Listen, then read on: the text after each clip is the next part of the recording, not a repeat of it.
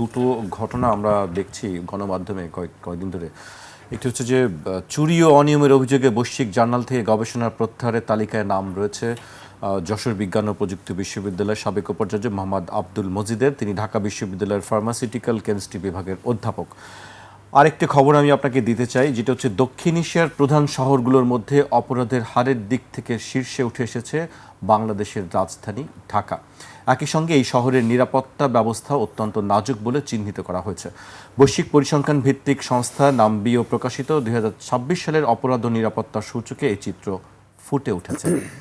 এখানে দুটো বিষয় আমি উল্লেখ করতে চাই। একটি হচ্ছে চৌর্য প্রবৃত্তি, যেটি নিয়ে আমরা অনেকবার অনেক সময় আলোচনা করা হচ্ছে, আগেও, এটি নতুন কোনো ঘটনা নয়, এটি চলছেই এখনো পর্যন্ত। আরেকটি হচ্ছে যে নিরাপত্তা, অনিরাপদের দিক থেকে আমরা শীর্ষে। প্রথম জায়গাটা নিরাপত্তার বিষয়টা আসি। আমাদের যারা দেশ চালাচ্ছেন তাদের কি নিরাপত্তার কোনো ঘাটতি আছে কিনা? তাদের ঘাটতি নেই। সুতরাং আমাদের নিরাপত্তা থাকুক বা না থাকুক, এটি তো তাদের কিছু আসে যাওয়ার কথা না। তারা কথা বলেন, তাদের দায়িত্ব আছে, দায়িত্ব দেখানোর চেষ্টা করেন, কিন্তু একটা অভ্যুত্থানের পর স্বাভাবিকভাবে আপনার পরিবেশ পরিস্থিতিতে কতগুলো প্রভাব পড়বে। কারণ এর ভেতর থেকে আপনি আপনার যে কম্পোজিশনটা ভেঙে ফেলেন, আপনার যে কাঠামো ভেঙে ফেলেন, আপনার সিস্টেমগুলো ভেঙে যায়। কিন্তু সিস্টেম ভেঙে যাওয়ার পর এটিকে আবার পুনর্গঠন করার জন্য চেষ্টা করতে হয়। আমাদের এখানে সেই চেষ্টাটা হয়নি। আমাদের এখানে চেষ্টাটা হয়েছে প্রতিশোধ নেওয়ার। অথচ আমরা আগস্টের 8 তারিখে 24-এর তার পরের দিন থেকে উচিত ছিল যে আমরা কিভাবে দেশটাকে একটা স্বাভাবিক জায়গায় নিয়ে যেতে পারি, কিন্তু সেই চেষ্টাটা আমাদের এখানে হয়নি। আজকে গতকালকেও ডক্টর হোসেন জিল্লুর রহমান, যিনি সিভিল সোসাইটি হিসাবেও তার একটা কাজ করার অভিজ্ঞতা আছে, সরকারের সাথেও কাজ করার অভিজ্ঞতা আছে, তিনি অনেকগুলো জায়গায় কথা বলেছেন। আমি অনেকগুলো জায়গায় একমত। আমি সেটা দেখি যে যাদেরকে আমরা দায়িত্বে বসিয়েছিলাম তাদের মধ্যে শক্তি প্রদর্শন করার যে প্রবণতাটা ছিল, আমরা যাদেরকে শ্রদ্ধা করেছিলাম তাদের যে হ্যাডম দেখানোর যে ঝোঁক ছিল, অর্থাৎ আমাদের ছাত্রনেতারা, সরকার সে তার শক্তি দেখানোর চেষ্টা করেছে দেশের মানুষকে, প্রতিশোধ তাকে উস্কে দিয়েছে। আর ছাত্রনেতারা তারা চেষ্টা করেছে তাদেরকে যেন মানুষ শ্রদ্ধা না করে যেন ভয় পায়।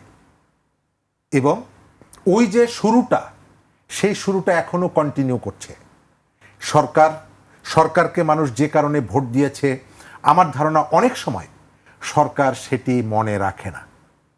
এবং তাদের নেতাদের মধ্যে আপনি খুব বেশি বিনয় কি দেখেন? না। তাদের নেতাদের মধ্যে খুব বেশি সরকারের স্পিরিটকে সহযোগিতা করার প্রবণতা দেখেন? না। যদি দেখতেন তাহলে সারা দেশ থেকে প্রতিদিন যে ধরনের অপরাধের নিউজগুলো আসে সেটি আসার কথা না। এখন ব্যাপারটা হলো, আপনি নিরাপত্তাটা নিশ্চিত করবেন কিভাবে? আইন প্রয়োগের মধ্য দিয়ে। আপনার পুলিশের মধ্যে আওয়ামী লীগের পুলিশ হিসাবে দায়িত্ব পালন করার যে প্রবণতাটা ছিল, সেটি কি বদল হয়েছে? এখন যারা দায়িত্ব পালন করছেন তারা প্রমাণের জন্য মরিয়া যে আমি জন্মের পর থেকে আসলে বিএনপি পরিবারে আমি জন্মগ্রহণ করেছি। নগদ নিয়ে এলো হার না মানা হার অফার। সর্বনিম্ন 10,000 টাকা রেমিটেন্স নগদে পাঠালে থাকছে স্বর্ণের হার জেতার সুযোগ। জগন্নাথ বিশ্ববিদ্যালয়ের উপাচার্য বলছে আমি জিয়াউর রহমানের কোলে উঠেছিলাম। এটি হচ্ছে ওনার একটা যোগ্যতা। এবং এটি বলার ভেতর থেকে তিনি কি চান কি বোঝেন? তিনি চান তাকে যে অ্যাডহক ভিত্তিতে বা অস্থায়ী ভিত্তিতে নিয়োগ দেওয়া হয়েছে তাকে যেন এটি পার্মানেন্ট করা হয়। এটি যে তোষামদি, এটি যে তেল মারা। একটা বিশ্ববিদ্যালয়ের উপাচার্য, আগে মিজান স্যার ছিলেন, বলেছিলেন যুবলীগের দায়িত্ব নিতে চাই।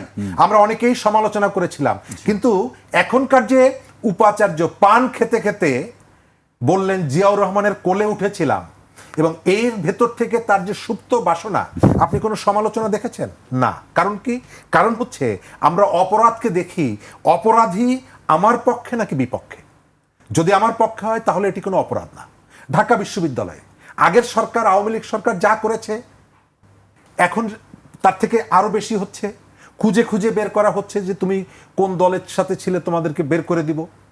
আবার এটি আওয়ামী লীগ যদি কোনোদিন আবার তাদের হাতে ক্ষমতা আসবে কিনা আমরা জানি না, তবে মাঝে মাঝে দেখি, এই যে কালকে দেখলাম যে মেজর আখতারুজ্জামান, জামাতের এখন নেতা, তিনিও বলছেন যে আওয়ামী লীগ আবার ফিরে আসবে। এই যে সার্জিও গোর, তিনি অলিতে গলিতে গিয়ে চিপা চাপার মধ্যে গিয়ে কথা বলছেন, তার মানে ধরে নিতে পারি যে হয়তো তারা কোনো সময় আবার কিছু একটা হতে পারে। যাই হোক, আমাদের যে রুচি, আমাদের যে সংস্কৃতি, তার পরিবর্তন হলো না। এটা হলো নিরাপত্তার জায়গায় প্রশাসন জাস্ট আগে আওয়ামী লীগ করতো, এখন সব বিএনপি হয়ে গেছে, এবং এরা সবাই পরিচয় দিতে আগ্রহী যে ভাই আমি আসলে মনে মনে বিএনপি ছিলাম, বাধ্য হয়ে আওয়ামী লীগের সময় আমি কে বড় বিএনপি সেটা প্রমাণ করার জন্য মরিয়া এখন সেটি চলছে। এটি বিশ্ববিদ্যালয়ের শিক্ষক থেকে শুরু করে সবাই। আমার প্রশ্ন হলো, একজন বিশ্ববিদ্যালয়ের উপাচার্যকে রাতের বেলায় কেন টেলিভিশনে ঘুরে একটা রাজনৈতিক দলের পক্ষে বা সরকারের পক্ষে কথা বলতে হবে কেন? এটি কি তার দায়িত্ব? কিন্তু তিনি দায়িত্ব মনে করেন এই কারণে যে এটা করলে রাজা আবার খুশি হয়। এগুলো তো আমরা আগেও দেখেছি শরীফ ভাই। আপনার এখানে তো পরিবর্তন হয়নি, আপনার ফেস পরিবর্তন হয়েছে। আর ওই যে চৌর্য বৃত্তির কথা বললেন, এটি গতকালকে দেখেছি বাংলাদেশের দুটো ৩২৫টি গবেষণাপত্র, খুবই নামকরা দুটো বিশ্ববিদ্যালয়, তাদের কোথাও ৪৪ আর একটা ৪০, এটি চুরি করা। তো এখানে এখন পর্যন্ত কেউ পেটের দায়ে চুরি করে, আবার কেউ বিখ্যাত হওয়ার জন্য চুরি করে। বিখ্যাত হওয়ার জন্য চুরি করে। একটা বিশ্ববিদ্যালয়ের উপাচার্য চুরি করে ধরা পড়ছেন, একজন শিক্ষক, বিশ্ববিদ্যালয়ের শিক্ষক চুরি করে ধরা পড়ছেন, কিন্তু তার মধ্যে কোনো আত্মমর্যাদা নাই, তার মধ্যে কোনো লজ্জা নাই, তার মধ্যে কোনো অনুশোচনা নাই, একের পর এক ধরা পড়ছে। তিনি কি তাহলে তার দায়িত্বে থাকার যোগ্যতা রাখেন? যদি তিনি নৈতিকভাবে না, আমি কাউকে ছাগল চুরির দায়ে বেঁধে পেটানোর পক্ষে না, আমি মনে করি যে তাকে থানায় দেওয়া উচিত। একই সাথে এই যে চুরিগুলো যারা করে তাদেরকেও ধরে নিয়ে অন্তত গাড়িতে করে হাত পা না বেঁধেও তাদেরকে থানায় দিয়ে আসা উচিত।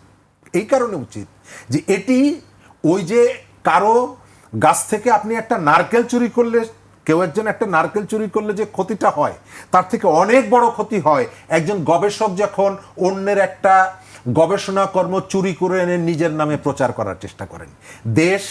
দেশের মর্যাদা, দেশের ইজ্জত এটি যেমনিভাবে ক্ষতিগ্রস্ত হয়, একই সঙ্গে জ্ঞান বিজ্ঞানের চর্চার যে ধারা এটি ক্ষতিগ্রস্ত হয়। সুতরাং ওই যে নারকেল চোর, ছাগল চোর, মাছ চোরের থেকে এই বিশ্ববিদ্যালয়ের শিক্ষকদের এই যে চৌর্যবৃত্তি, গবেষণা কার্যক্রম চৌর্যবৃত্তি, এই যে জগন্নাথ বিশ্ববিদ্যালয়ের ভিসির মতন তোষামোদি করা, এটি দেশের জন্য আরো ক্ষতিকর। জি, শেষ করব সাকিব ভাই, আপনি বিষয়ে আপনার বক্তব্য জানতে চাই। আসলে আমি দুটি বিষয় নিয়ে আমি 2 মিনিট একটু কথা বলছি। 2 মিনিট। আমি কয়েকদিন আগে এক জায়গায় গেছি, আমি যাই বলছি যে বাংলাদেশের পররাষ্ট্র নীতি নিয়ে কথা হচ্ছিল, কি হওয়া উচিত। আমি বললাম বাংলাদেশের পররাষ্ট্র নীতি একদম ঠিক আছে, দুর্বল দেশের দুর্বল নীতি। তো তাছাড়া হবে কি? কারণ অভ্যন্তরীণ যে ঘটনা হয় তারই ফাংশন হচ্ছে পররাষ্ট্রনীতি। আপনি দুর্বল দেশ, দুর্বল নীতি হয়, সিম্পল। আপনি একটু আগে বললেন অনিরাপদ, বললেন না একটু আগে অনিরাপদ। তা আমি একটু আগে বললাম না আপনাকে যেখানে ওসিদের পোস্টিং বিক্রি হয়, তো অনিরাপদ হবে না তো কী হবে? এটা ফাংশনে তো অনিরাপদই হওয়ার কথা। আর আমি ভাইয়ের সাথে একদম দ্বিমত পোষণ করি। চৌর্যবৃত্তি এখানকার পথ। এই ইকোনমিকে বলা হয় অউপার্জিত আয়ের ইকোনমি। শুনছেন না? এটা রতিয়ে ইকোনমি বলা হয়, রেন্টিয়ার বলে ইংরেজিতে। যদি এটা ফ্রেঞ্চ প্রনাউন্সিয়েশন হচ্ছে রতিয়ে, রতিয়ে। রেন্ট যেটা, হ্যাঁ, রেন্ট মানে তো ভাড়া না, আসলে রেন্ট মানে হচ্ছে অউপার্জিত আয়। বাংলাদেশ তো অউপার্জিত আয়ের দেশ। এখানে সবাই একটা পজিশন অথবা একটা কিছু দখল করে সেটাকে ভাড়া খাটায় সে কামায়। এখানে যারা আমি কয়েকদিন আগে এক জায়গায় বলে এসেছি যে এখানে যারা উপার্জন করে খায় তারা হচ্ছে এই দেশের নিম্ন শ্রেণী, আর এই দেশের উচ্চ শ্রেণী হচ্ছে উপার্জন না করে খায়। তাহলে এখানকার যাদের মাথায় ব্রেইন থাকবে তারা কেন উপার্জনে যাবে ভাই? তার ব্রেইন আছে না? তাহলে হয় সে বিদেশ চলে যাবে, যেটা যায়, আর যদি বিদেশে সে না যায় কারণ সেখানে, তাহলে সেখানে অপরিচিত থাকবে। সুতরাং আমি তো মনে করি গবেষণাতে চৌর্যবৃত্তি একদম ঠিক আছে। আমি sorry, but this is the country for 54 years we have built. এটা একদিনে তো হয় নাই। যেই দেশে সবকিছু অউপার্জিত সেখানে আপনি বলতেছেন যে না, তারা খুব ভালো করে গবেষণা করবে। এইটা আমাদের ইকোনমিক্সের ভাষায় আছে ইনসেন্টিভ হচ্ছে আপনার অউপার্জনের, আর আপনি বলতেছেন করবে হচ্ছে উপার্জন। Impossible, it doesn't work that way, sorry. কিন্তু আমি আপনার সাথে একমত নয়, মানতে পারলাম না। নিশ্চয়ই এটি একটা জায়গা হচ্ছে যে আমাদের একটা সংস্কৃতি চালু হয়ে গেছে, এটা হলো যে মেরে দেওয়া। হ্যাঁ, মেরে দেওয়া একটা শব্দ আছে, একটা মেরে দেবো আর কি আপনারটা নিয়ে।